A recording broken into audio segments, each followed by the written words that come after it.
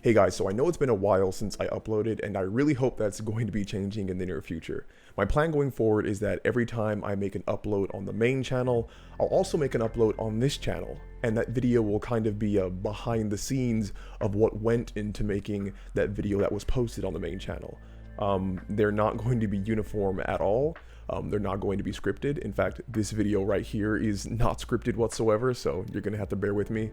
And that's kind of a big departure, and that kind of actually gets into why I haven't been uploading. I promise we'll actually get to the Tywin and Jaime stuff eventually, but I'm just gonna riff for a second here.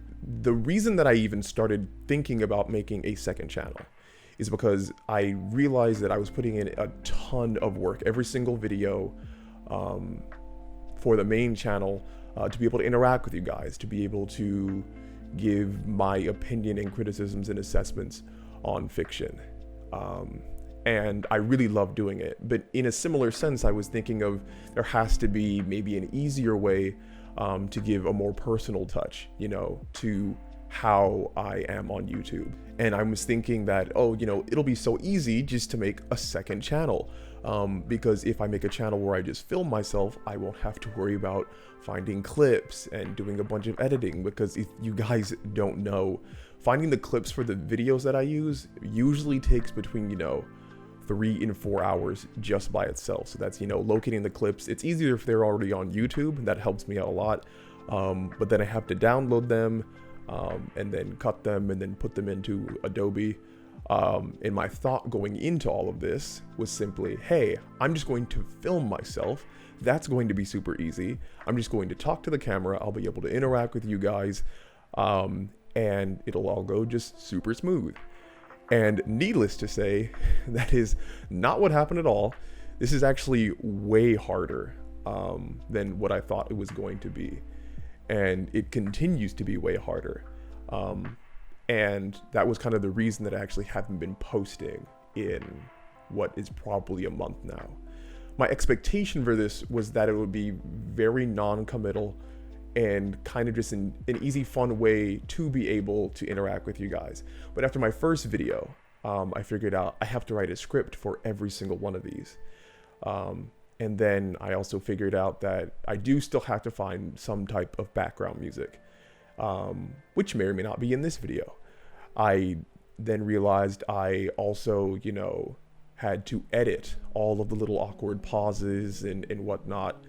And so, these videos, especially like the Last of Us 2 video, those took like significant amounts of time, and I'm not getting paid for any of these. I mean, really, I'm not looking to get paid for it in the first place.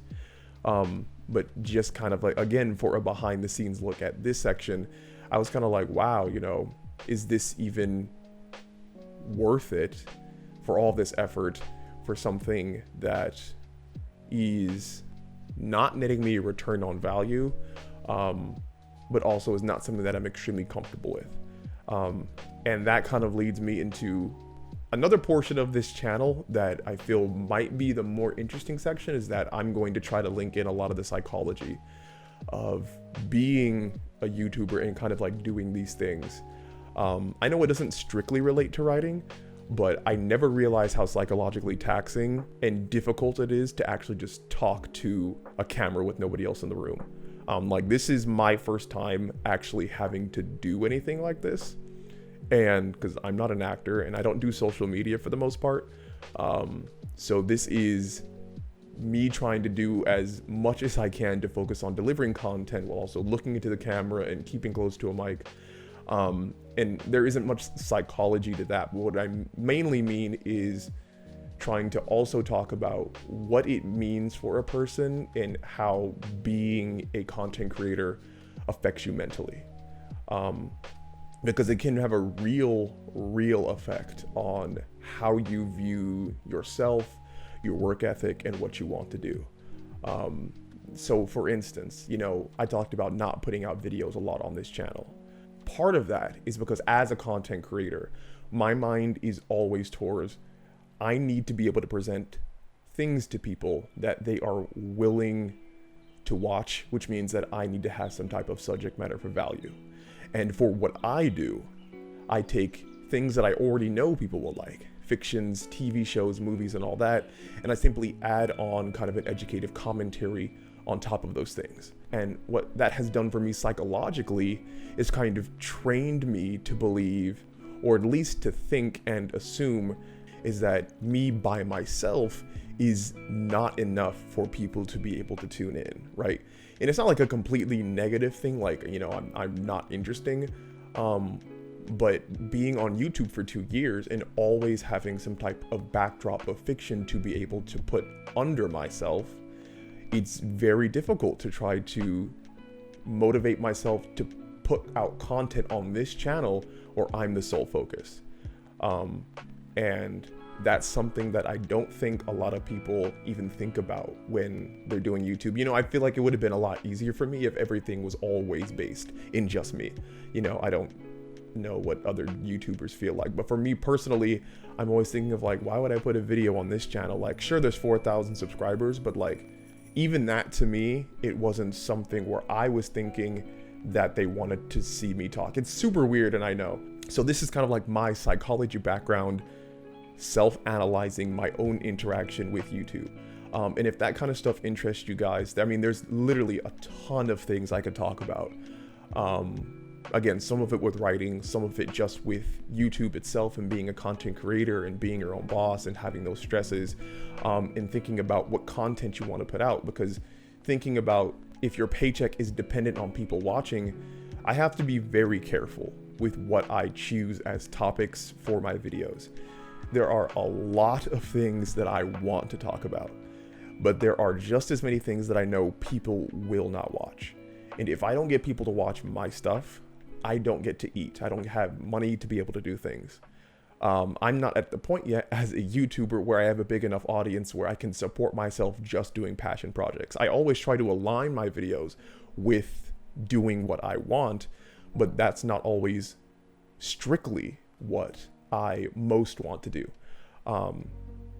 And that directly ties into the lack of content on this channel, because I'm always looking for that thing that people are going to want to watch, and not putting in the effort, or focusing my efforts, I should say, into making that thing that's a smart decision for me. And, you know, I was bouncing back and forth between ideas for this channel and, you know, what kind of editing stuff should I do? You know, I should, maybe I can give a background on, you know, break down Reddit things that I've done in the past where I've edited people's work, you know, or clients that I've worked with. And I was racking my brain for things to think about making, but I would limit myself and I would stop because I would not feel confident enough to put that out for YouTube. So now what I've decided is, you know what? There's so much stress in trying to figure out what's the thing that everybody's going to watch, that I stopped myself from making a script and I just sat down in front of the camera and I said, you know what, I'm just going to talk and I'm going to let the chips fall where they may, and I'm just going to put out what I believe in the moment is the best thing for everyone to know. So that is a very long roundabout way of giving some background onto why the uploads for this channel have been kind of sparse in the weeks coming up to this moment. I've had to kind of battle against myself and kind of convince myself that me just putting out videos like this is okay. And I don't have to try to meet some standard that I set for myself, because the people who are going to watch are going to watch and the people who aren't.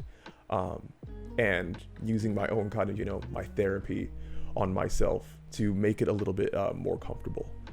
So now that the soap opera is done and I can stop psychoanalyzing myself, we could talk about the Tywin and Jaime video that I put out. So all in all, that video took probably, I'm gonna say 16 hours to make altogether, which is pretty short, all things considered, you know, relatively with how long like a 25 to 30 minute video takes. The Incredibles video that I put out before, that was easily, you know, 20 hours worth of work, and it's doing pretty well, which I'm always happy with.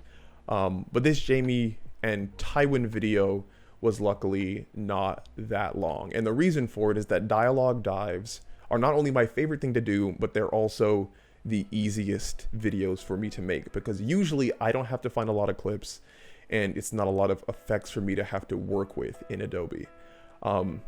So I had been wanting to actually make a Jaime and Tywin video for a pretty long time. I mean, there's a whole category of videos that I'm looking to make just from Game of Thrones because it's one of my favorite fictions of all time. So I've been looking forward to making that Jaime and Tywin video, and I had realized that my last dialogue dive, I think was like 6 or 7 weeks ago. I think it was on Tywin and Olenna. And I said, why not? Why not do that now? So there, I mean, there's still a ton of different scenes just from all sorts of different fictions that I would like to do. But if we're talking specifically about the Jaime and Tywin video, my love for Tywin is so great that I really am not kidding when I say I'll take any excuse to talk about him. Game of Thrones to me literally and figuratively went downhill after Tywin's death. And it's almost beautiful as a fan of Tywin's character that the entirety of the show just descended into abject madness after season 4. And if you don't know what happens in season 4, spoilers coming up, he gets shot on the toilet and dies. And season 5, 6, 7, and 8 are dumpster fires. And Westeros just completely collapses. And it's all after Tywin leaves. So I tell people, only watch Game of Thrones from season 1 to 4. Tywin's the main character. Tywin for me is kind of a great obsession, especially considering Game of Thrones, because I think Charles Dance's performance is just so great. Every scene that he does, he just completely steals the show. And like I said in the video, there's just a ton of great dialogue. And for people who don't believe me, Dan and Dave definitely wrote that episode. Now, I'll say the caveat is maybe they didn't write that specific scene. I'm pretty sure that they did, but I'm not certain.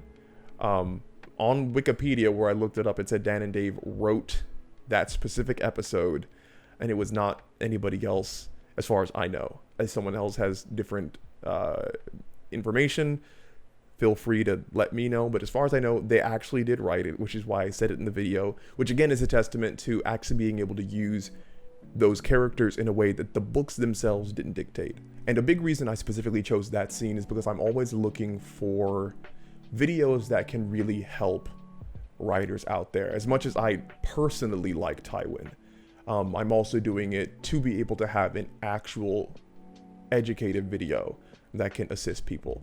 And I think that the Joker video that focused on character introductions previously, I think that differs from the Tywin and Jaime video, mainly because all of the characters that the Joker was having dialogue with and was bouncing off of, those weren't significant main characters, and the Joker could stay the focal point of that scene through dialogue. The difference in what happened with Tywin and Jaime is that the scene completely revolved around Tywin's interaction with the other character that he shared, which was Jaime.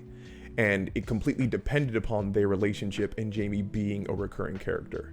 And I can't tell you how many times I've read manuscripts or just books in general, published books, where the introduction of a character alongside another long-standing character is lacking or could be better. And I think that's like a real sticking point for me, is I think character interactions are the center of stories.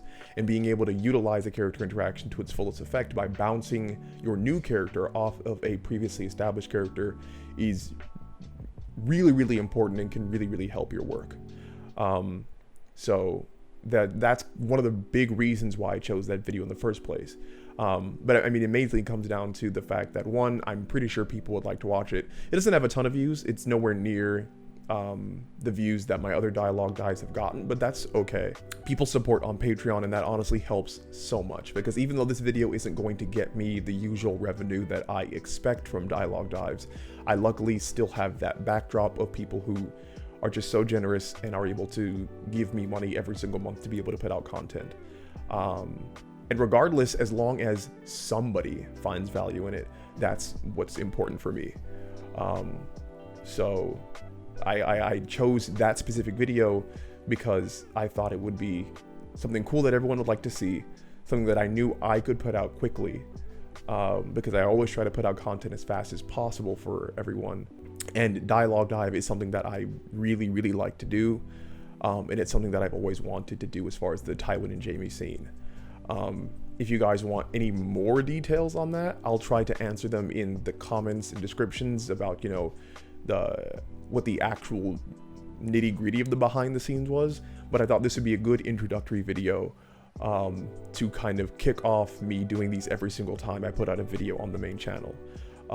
So I expect these to go on for the future. I know I'm already been going for, what is it now? 18 minutes, at least before I edit this down to probably, hopefully 12 minutes or something like that. So thank you all for watching all the way to the end. It was a pleasure, and I will talk to you all again soon.